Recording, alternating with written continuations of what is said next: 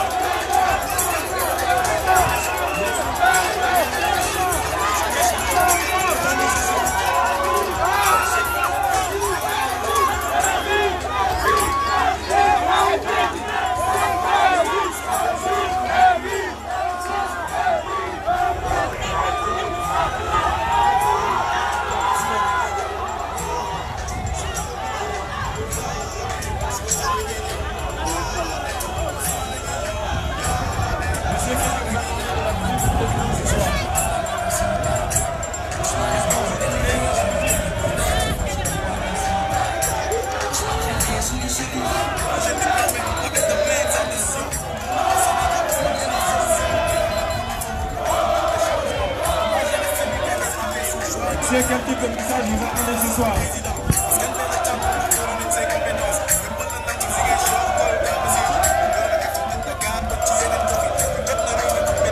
S'il vous plaît.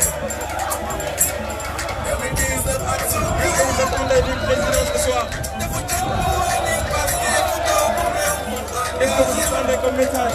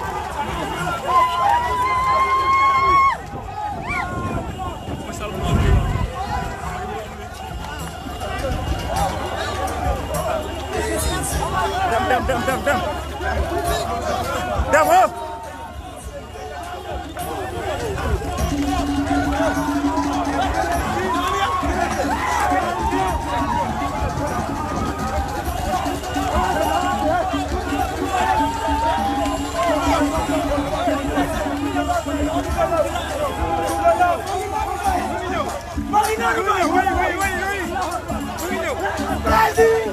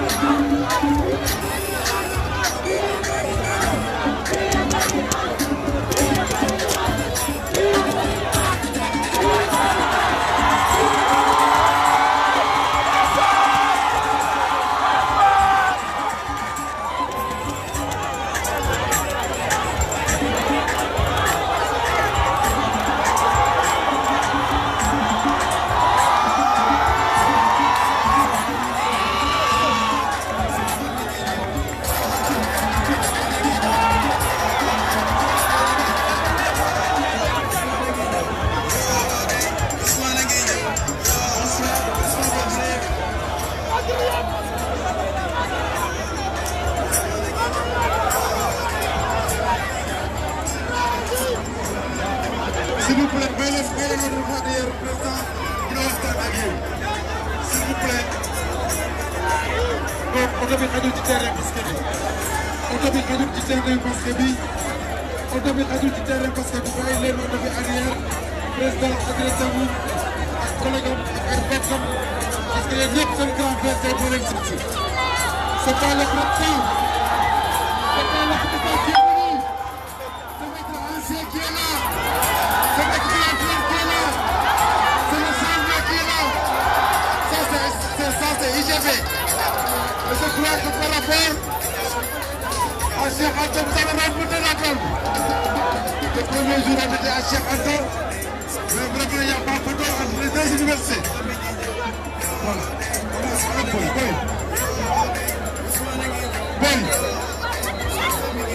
Boy.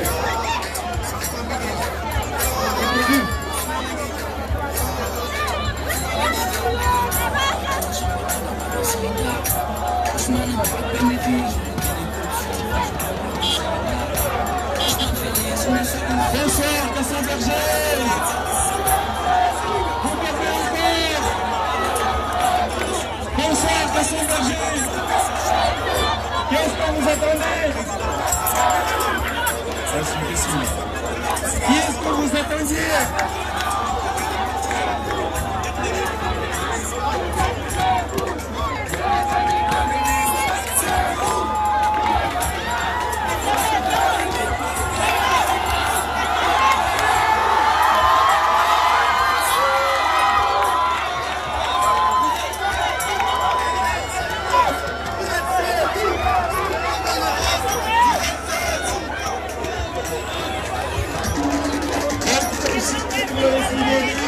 Le président Ousmane Sonko est bien chez lui.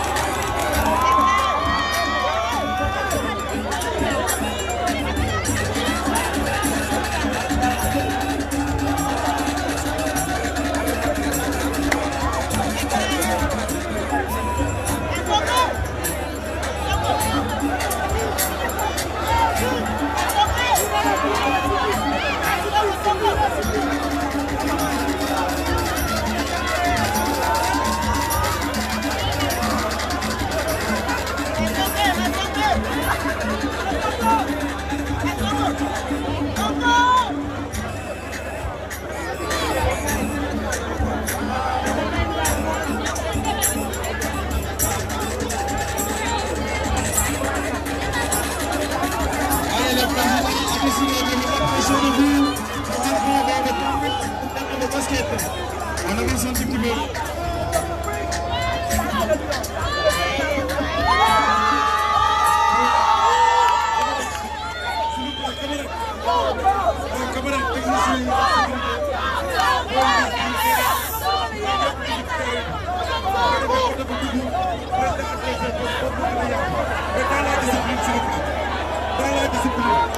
Camarade, allez dans la discipline.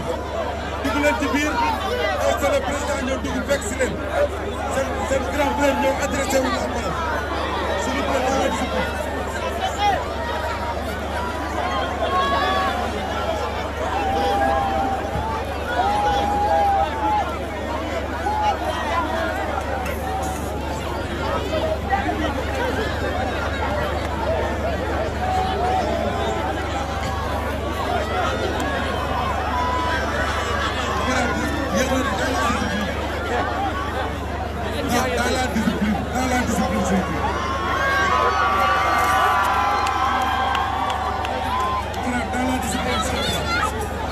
Passage au véhicule du monde. C'est le passage au véhicule.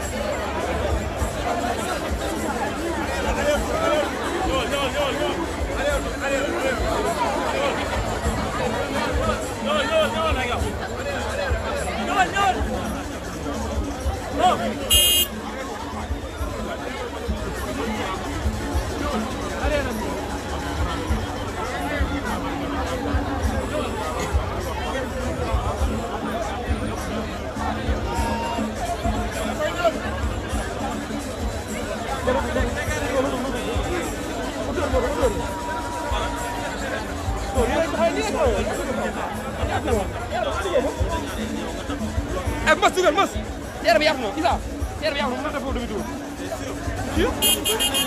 non nii lay gaar Issa nii lay gaar nii waaw xoolal fii waaw xool espace bi laa waxuma loolu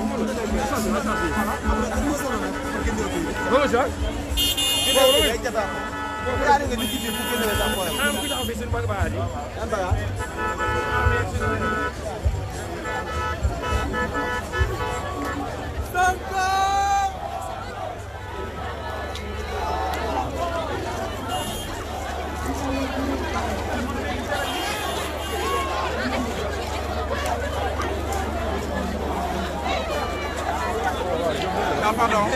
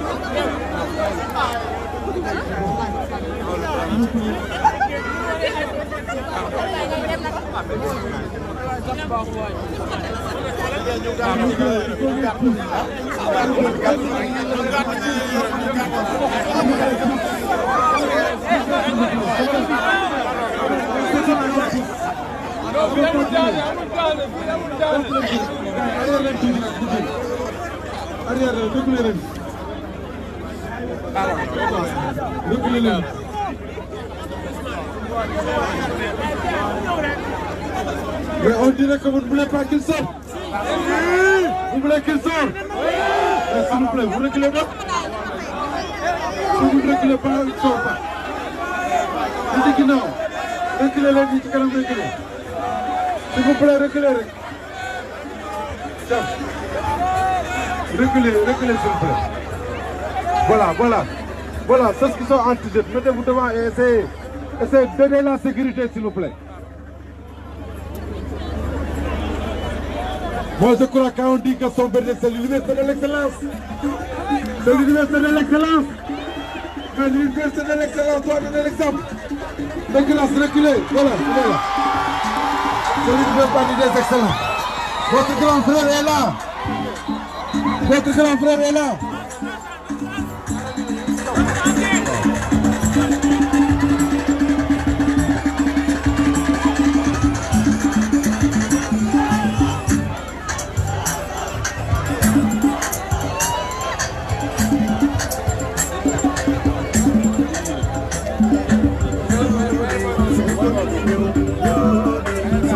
Monsieur Dahaba.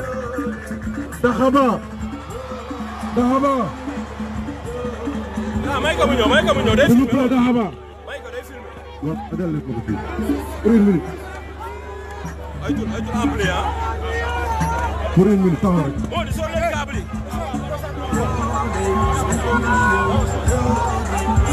Voilà.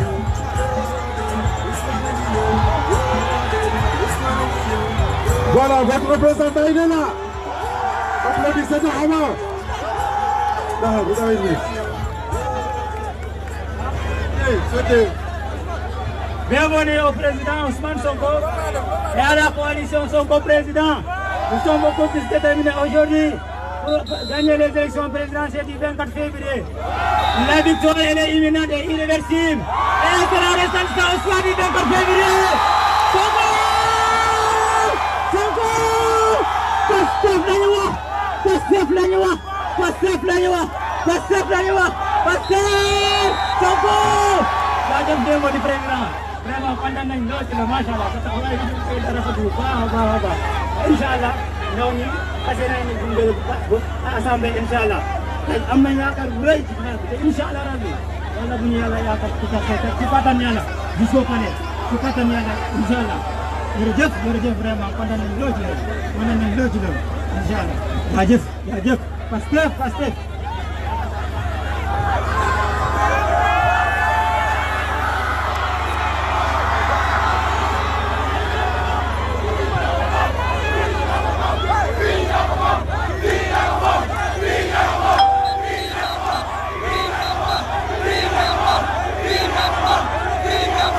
Bonsoir à UGB.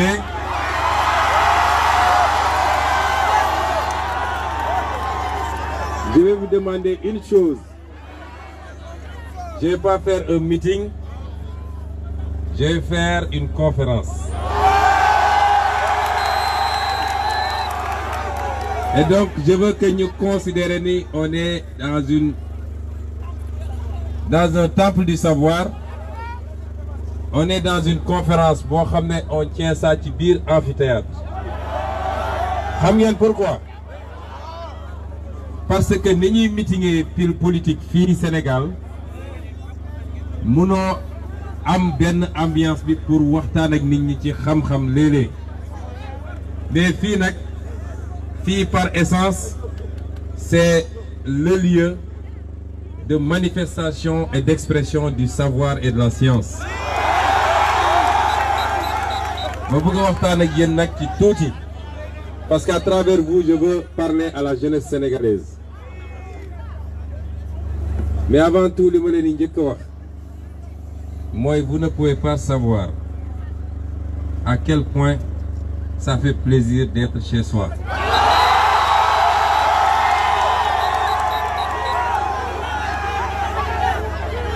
Ici, je suis chez moi. C'est vrai, entre-temps,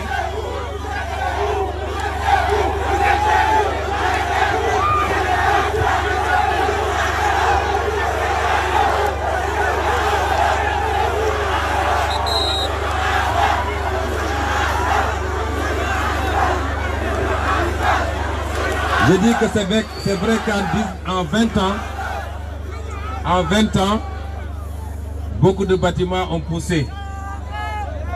Mais je peux vous dire qu'ici, chaque rue, chaque ruelle, chaque espace est porteur de souvenirs des 4 années pleines que nous avons passées dans cette université et 4 années qui nous ont façonnés et qui ont fait de nous celui que nous sommes aujourd'hui. J'ai été à l'université de Dakar. J'ai été accueilli comme on accueille personne, en tout cas aucun autre leader politique. On m'a accueilli en tant que grand frère, on ne m'a pas accueilli en tant que candidat. Et ici, on ne m'accueille pas en tant que candidat.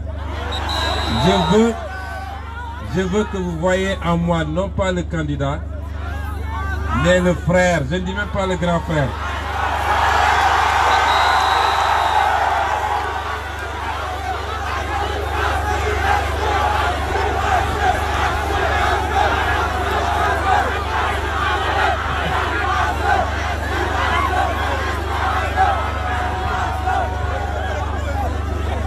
Et vous savez, c'est important parce que ça permet d'établir le vrai lien qu'il y a entre nous. Pourquoi je vous comprends et pourquoi vous devez être convaincus que si nous, on s'est lancé dans cette bataille, c'est parce qu'on vous comprend et c'est parce qu'on se soucie de vous. Il y a 20 ans, je quittais cette université en 1999 avec une maîtrise en droit public.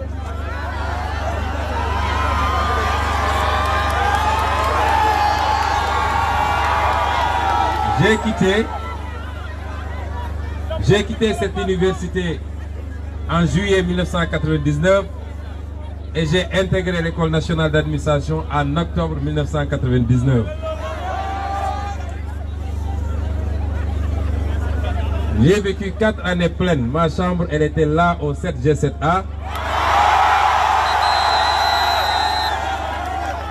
Je jouais au football ici autour de l'œuvre. Je pratiquais des arts martiaux là-bas à la bibliothèque et je traversais tous les jours pour aller au resto et revenir. En 1997, en 1995, quand nous arrivions dans cette université, on nous disait que les 3 premières promotions de cette université, on les appelait Sanar 1, Sanar 2, Sanar 3, étaient mises dans des conditions tellement exceptionnelles qu'après le repas, ils avaient droit au dessert.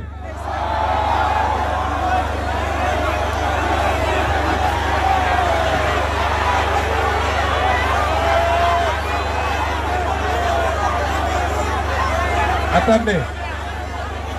C'est pas le dessert de Macky Sall, mec.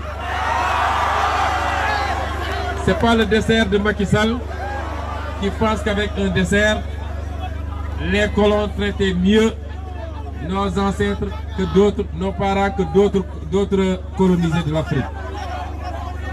Mais je veux dire simplement, Sanar 1, Sanar 2, Sanar 3, non seulement ils étaient très bien restaurés, mais quand ils quittaient le resto, ils avaient droit à une petite bouteille de lait et un petit sachet contenant des fruits.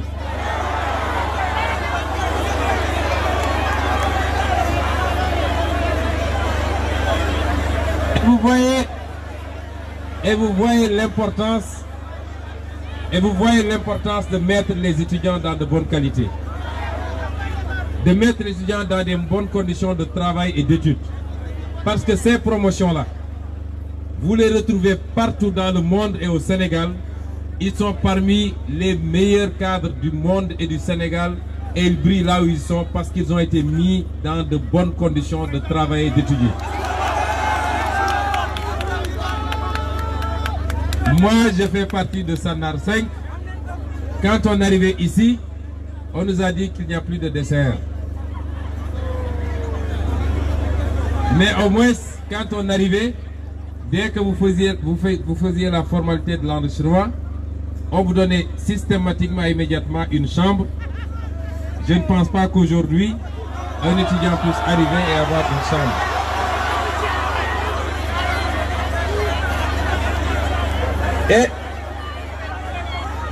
Et nous avions la chance d'avoir des chambres individuelles. Parce que c'était une grande chambre séparée par un petit mur et chacun avait sa petite chambrette. Nous avions au moins cette chance-là. Et quelques années plus tard, quand je suis revenu, je suis allé au 7G7A. On m'a dit qu'ils étaient à 7 dans la petite chambrette. Je ne dis pas dans les deux chambres.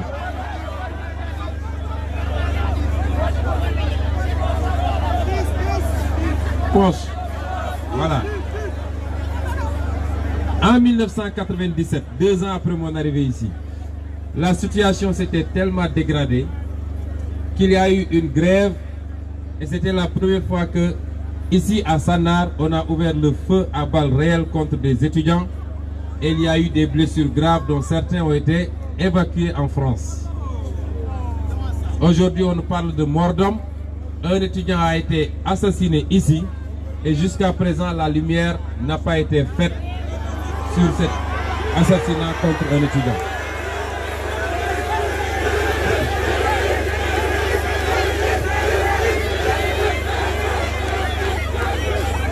Si je vous raconte tout ça, c'est pour vous dire que nous, on comprend votre désarroi.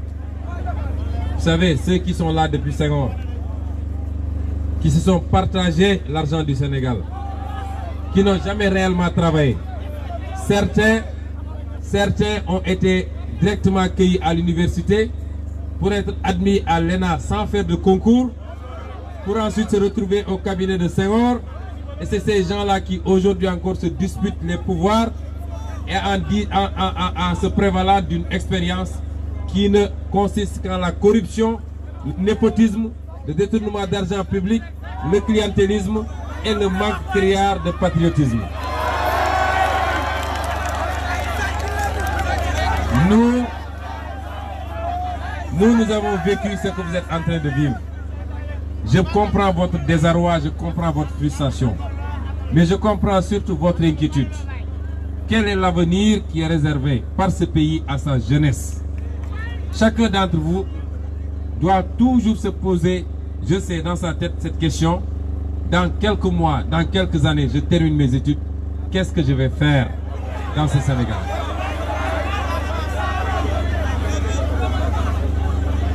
Eh bien, je vais vous dire, je ne veux pas assombrir dans votre tête, en tout cas, l'avenir plus qu'il ne l'est déjà. Mais je suis obligé d'être franc avec vous parce que je suis votre grand frère. Et la franchise m'oblige à vous dire que tant que le système fonctionnera, tant qu'il fonctionne, votre avenir ne peut pas être très radieux. Tant que le système fonctionnera comme il fonctionne, il n'y aura que 15% ou 20% d'entre vous qui pourront trouver un espace d'expression dans un marché du travail qui n'existe pratiquement pas au Sénégal. C'est ça la vérité. Vous savez pourquoi? Parce que le système tel qu'il fonctionne beaucoup plus pour servir les intérêts étrangers que pour servir les intérêts des Sénégalais. Et c'est pourquoi la question de la souveraineté, elle est celle-là qu'il faut poser et qui doit être au cœur de cette campagne électorale. N'acceptez pas que des candidats viennent vous baratiner en vous disant si je suis élu, je ferai des amphis climatisés. Attendez. Vous savez, on a suffisamment trompé le peuple sénégalais. N'acceptez pas que des candidats viennent ici vous faire des promesses.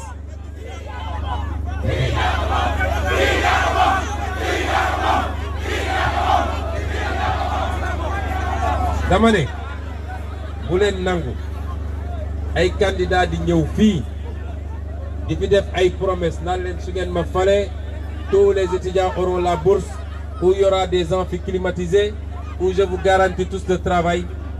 Dites-leur d'accord, mais comment est-ce que vous allez le faire? Parce que vous n'avez jamais entendu un candidat dire le comment. Vous savez pourquoi ils ne vous diront pas le comment? Parce que les vrais goulots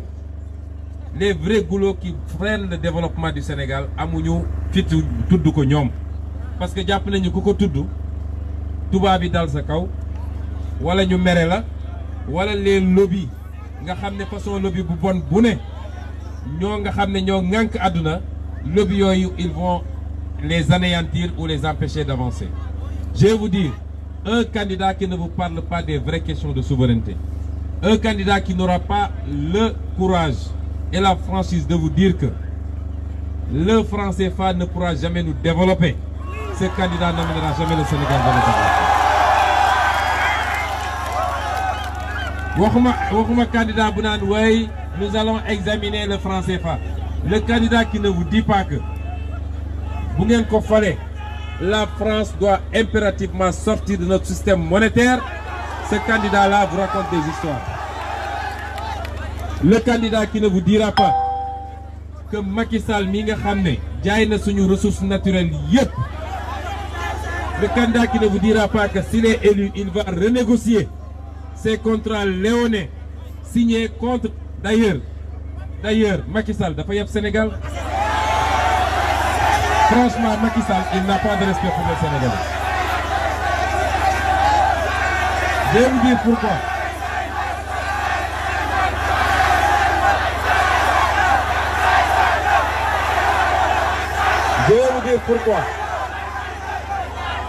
Je vais vous dire pourquoi.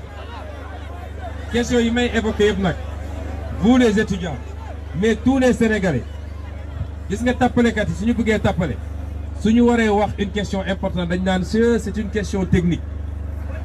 Mais ñun xel bu ñu yàlla jox, c'est pourquoi ce que vous étudiez c'est pas technique.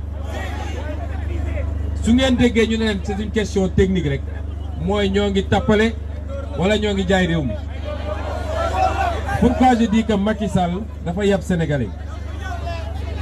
Macky Sall 2015 dañu commencé xeex ak moom ne ko Macky Sall yaa ngi jaay suñu pétrole, yaa ngi jaay suñu gaz, jaay nga suñu zircon, jaay nga suñu phosphate, jaay nga suñu géej gi, yaa ngi jaay suñu suuf si. On lui a dit pour le pétrole et pour le gaz. Écoutez-moi une minute rek. On lui a dit pour le pétrole et pour le gaz, c'est pas encore trop tard. Arrêtez ce que vous êtes en train de faire. Nous changer code pétrolier bi totalement, puisque maintenant il est avéré qu'on a découvert du gaz au Sénégal et du pétrole à Sangomar et à Saint-Louis.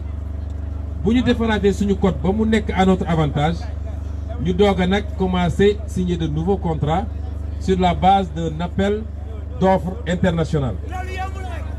Macky Sall lànk ba tëdd ci suuf, ànd ak rakam, ànd ak Aly Ngouille Ndiaye ak yeneen saay-saay. Écoutez-moi bien. Xam nga ñun man li may wax dama koy assumer. Te suñ ma mënaloon dara def nañ ko bu yàgg. te tey su ma nekkoon seen place yéen ñëpp xam ngeen ñoom fu ñu jëm man maa ngi doxantu di leen romb mënaluñ ma dara. Je vais vous dire, quand on lui a dit ça, il a refusé. Entre 2015 et maintenant, bien que xam na ni li muy def tegul yoon ci la signeel Total ci la signeel BP ci la signeel keneen ak keneen te bi muy signé xam na ni li muy signé baaxul pour Sénégal. Maintenant il attend ba tey campagne jot mu naan day renégocier contrat yi est-ce que ça Sénégalais loolu war na mën a dugg seen nopp. Je le dis et je le redis, ce qu'ils ont fait avec nos ressources naturelles, c'est une trahison d'État. Ils vont rendre compte au peuple sénégalais. Mais nous, c'est une priorité. Moi, il faut impérativement, et nos hommes politiques n'osent pas le dire, l'homme politique qui ne renégocie pas nos contrats, parce que rien qu'avec une renégociation de ces contrats-là, je peux vous garantir qu'on multiplie le budget du Sénégal par 5 en 2 ans.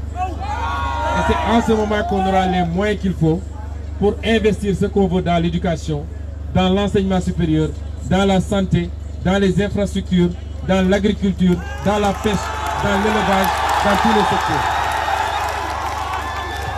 Si on ne le fait pas, ak candidat bu mu mën a gagner su ko deful xam nga lu muy def toog jël suñu avion def ci kérosène dem groupe consultatif de Paris di leb ay 7000 milliards.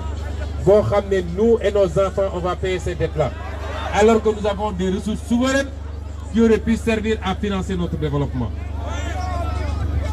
L'homme politique qui ne vous dit pas que s'il est élu, il va protéger notre économie en rejetant les accords de partenariat économique, cet homme-là n'est pas un patriote, il ne pourra pas développer le Sénégal. Voilà les vrais enjeux qu'il faut oser poser. Et si on veut changer le Sénégal, nous, c'est une génération bi, parce que nous avons beaucoup de générations. Nous avons fait des cas, nous avons fait des digbi, nous avons fait des sous. D'abord, nous avons fait des mais est-ce que vous pensez que, quand même, pensiez-vous que, actuellement, Moustapha Niass, Ousmane Tanor Dieng, ak Khawma Karakan, vous pensez que ces gens-là peuvent être l'avenir du Sénégal? L'Assemblée nationale du Sénégal, nous avons dirigé. Où sont les jeunes Sénégalais, les cadres que vous êtes? Les compétences sont là. On vous dit, attendez, vous n'êtes pas encore mature, vous n'êtes pas, c'est faux. En Assemblée nationale française, vous allez voir des députés qui ont 21 ans et qui sont de très bons députés. Vous n'êtes pas complexe. Dans le public comme dans le privé, qui politique, qui entrepreneuriat, c'est vous qui allez faire le Sénégal, ce n'est pas ces vieillards-là. Et ça passe par déjà réussir l'étape de février, du 24 février 2019. Il faut un coup de balai générationnel. Si on est générationnel, ça ne veut pas dire que nous avons des mag yep. Mag ñi ci baax, sen xam-xam baax, sen loxo set, ils viendraient travailler avec nous. Mais fondamentalement, c'est cette jeunesse-là qui va construire le Sénégal.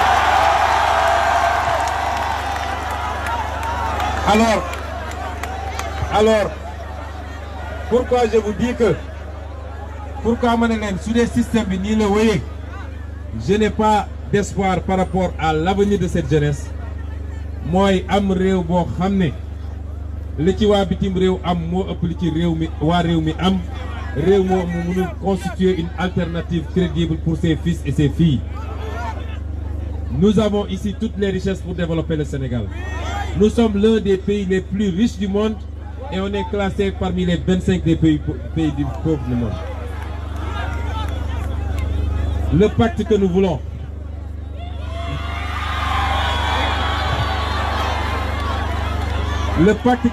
avec vous, l'histoire a commencé.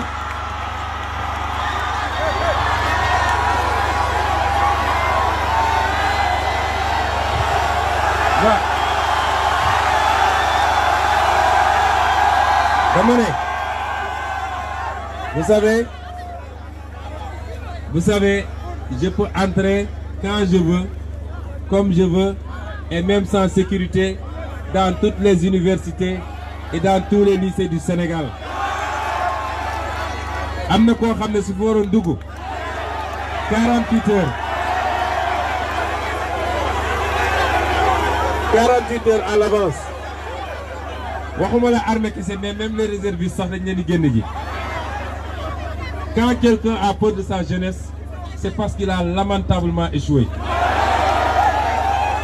Alors, li tax ma développer lii lépp, vous savez c'est pourquoi. Je veux que nous partagions un projet. Je ne suis pas venu vous dire élisez-moi. ñëw ma ne leen fal leen ma. xam ngeen nu ma leen ñëw wax. dañu bëgg ñu établir un pacte entre nous. Parce que réew soxlawul ay prophète ak ay messie. nitu neen la je vous dis fii ngeen toll nii fii laa toll woon. Mon histoire a commencé ici, en tout cas à partir du moment où j'ai commencé à prendre conscience d'un certain nombre d'enjeux. Je ne suis pas un messie, je ne peux rien sans vous. Li woon suñu responsabilité mooy créer le déclic parce que gars yi tegoon nañu benn système boo xam ne dañu ëlëboon xelu sénégalais yëpp. Jeunes yi à désespéré ñun quand ñun si on était désespéré mag ñi démissionné baykat yi sonn nañu ñëpp dañu mujj ne nañu bàyyi mbir mi loxo yàlla xanaa yàlla dinañu wàcceel dara waaye yàlla xam nga yàlla nee na yàlla dafa wax ni man duma soppil aw xeet lu mu mën a soppilal boppam dañuy njëkk a def suñu loxo yàlla fekk ñu si ba tax nag man lii woon suñu responsabilité c'est de ressusciter cet espoir-là, de faire comprendre aux Sénégalais qu'on nous a assez menti, que cette classe politique li ci ëpp vous les voyez de loin costume cravate ñuy wax ay discours waaye su ngeen xamoon le niveau d'indigence morale et intellectuelle de la majorité de cette classe politique waxuma la ngeen sànni leen carte waaye ku fi romb bu moytul ngeen duma ko. Il est temps qu'on finisse avec ça. Les étapes manquées de notre histoire, de Mamadou Dia, de Cheikh Anta Diop et de beaucoup d'autres, am nañu tey une opportunité de reprendre notre destin en main. Et pour ce pacte-là, pour que ñu egg si, je vous parle de moi, je veux que cette jeunesse-là, et je lui garantis qu'elle n'aura jamais à le regretter, je veux que cette jeunesse-là porte ce projet. ngeen wane ni projet bi jaral na leen parce que projet bi c'est votre projet. Le projet c'est pour un autre Sénégal. C'est pour un Sénégal souverain. C'est pour un Sénégal boo xam ne kenn ku ne ci ñun dina am fierté d'être sénégalais parce que la richesse nationale non seulement revient au pays mais est correctement redistribuée. Ba région bu nekk jot ci wàllam département bu ne village bu ne mais chacun des citoyens sénégalais des 14 millions mën ci jot wërsëgam. Ce projet-là il faut que vous le portiez. Ce projet est totalement différent de ce que Macky Sall a fait pendant 7 ans jaay suñu réew ku wax mu duma la daa di instrumentaliser la justice séddoo moom ak ay njabootam. C'est totalement différent de ce que nous proposons. Maintenant, comment on peut concrétiser ce pacte? ñaar la xam ngeen pour un contrat doit être peut-être synalagmatique pour les juristes. J'ai oublié un peu le droit nag parce que je suis beaucoup plus économiste que ça. Mais li ma bëgg ngeen xam projet bi ñaari wàll la yéen a war a remplir seen wàll fi mu toll nii. Il vous reste 6 jours pour le faire. Continuez le travail que vous aviez commencé à faire.